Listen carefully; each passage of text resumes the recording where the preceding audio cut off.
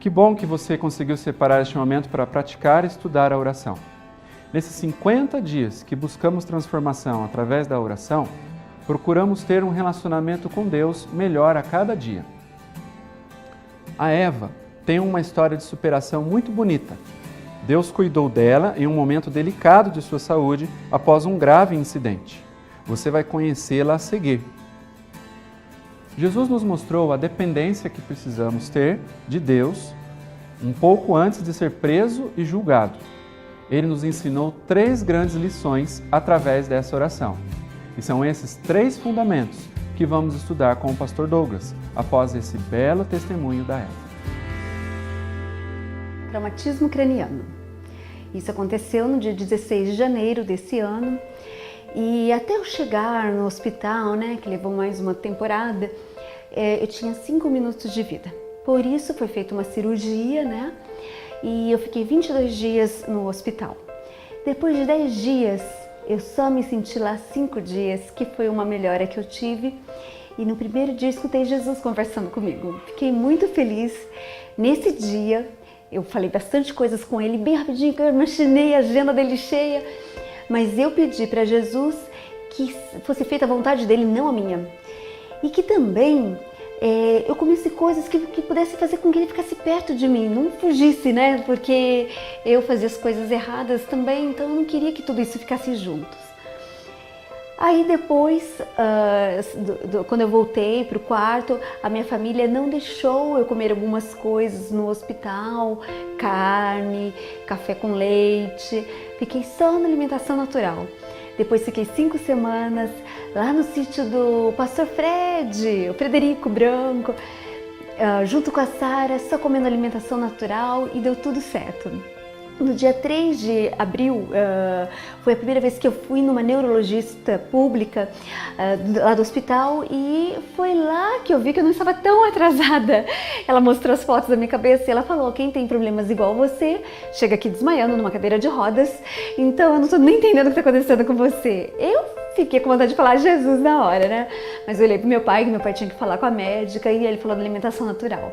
Então eu estou muito feliz com tudo que está acontecendo. Eu vi que tudo que eu pedi para Jesus, ele tentou através dos meus parentes, da minha família, do pessoal da igreja, conseguir tudo aquilo. Então eu estou muito grata a Deus por esses motivos. Eu lembro da minha família que tem enfermeiros, que tem médicos. Aqui na Igreja do Bosque tem um médico. Então eu pedi para Jesus, assim como eu escutei a sua voz e foi bom saber que todo mundo orou, por favor, apareça para cada um.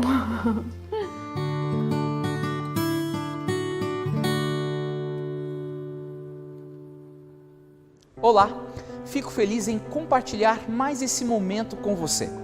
Como eu disse ontem, tenho orado por todas as pessoas que participam desse projeto e espero que você também esteja orando por esse grande grupo. O grande reformador escocês John Knox encontrava-se muito debilitado por causa de uma grave doença. Um dia, ele chamou a esposa e pediu: leia para mim aquela porção das Escrituras onde eu lancei primeiramente a minha âncora.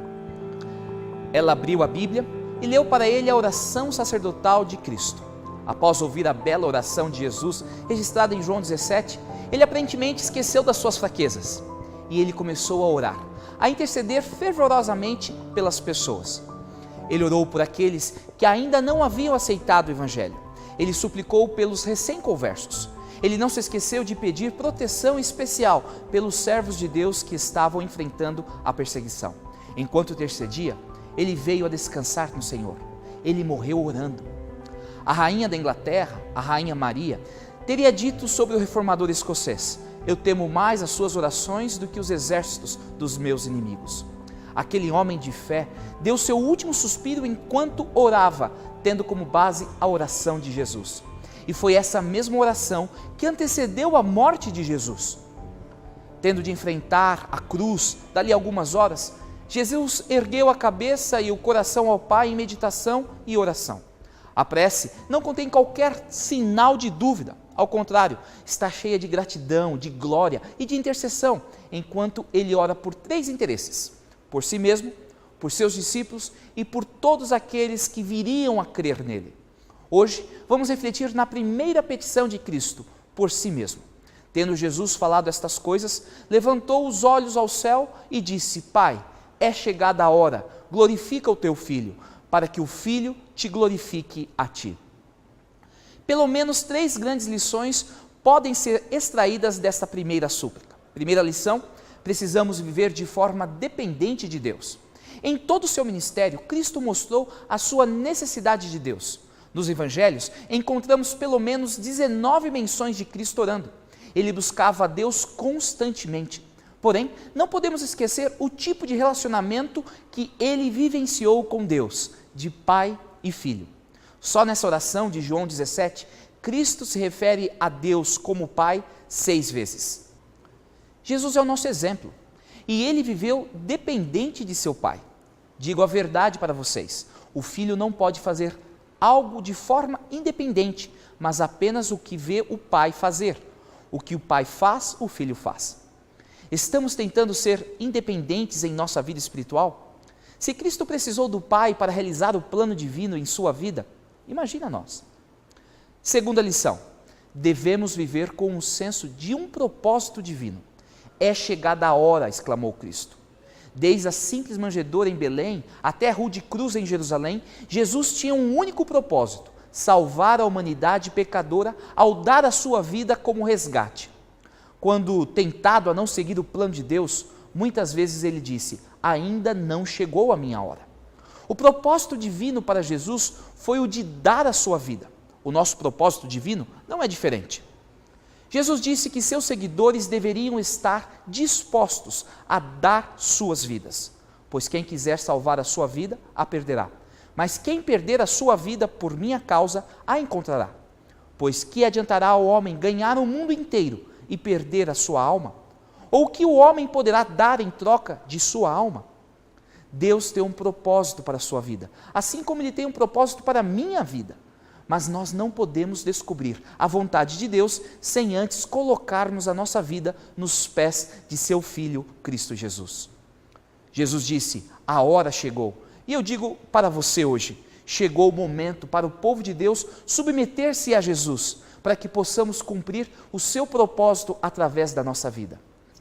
Terceira e última lição: devemos viver com o desejo de glorificar a Deus.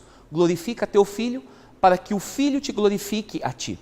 Por 8 vezes nesta oração, Jesus se refere à glória. O que significa glorificar a Deus? Bem, uma das facetas da glória de Deus é a sua misericórdia e graça, sua disposição em perdoar e esquecer as nossas falhas, sua promessa de vida eterna para todos que aceitarem o seu Filho, Jesus Cristo. De forma simples, uma das maneiras de glorificar a Deus é compartilhar, demonstrar o seu amor por cada pessoa. Você deseja seguir o exemplo de Cristo? Sendo dependente do Pai, cumprindo o propósito divino para a sua vida e buscando e apresentando a glória de Deus? Se você deseja fazer isso, ore nesse momento, na certeza que a oração é a chave nas mãos da fé para abrir o celeiro do céu, onde se encontram as ilimitadas bênçãos de Deus.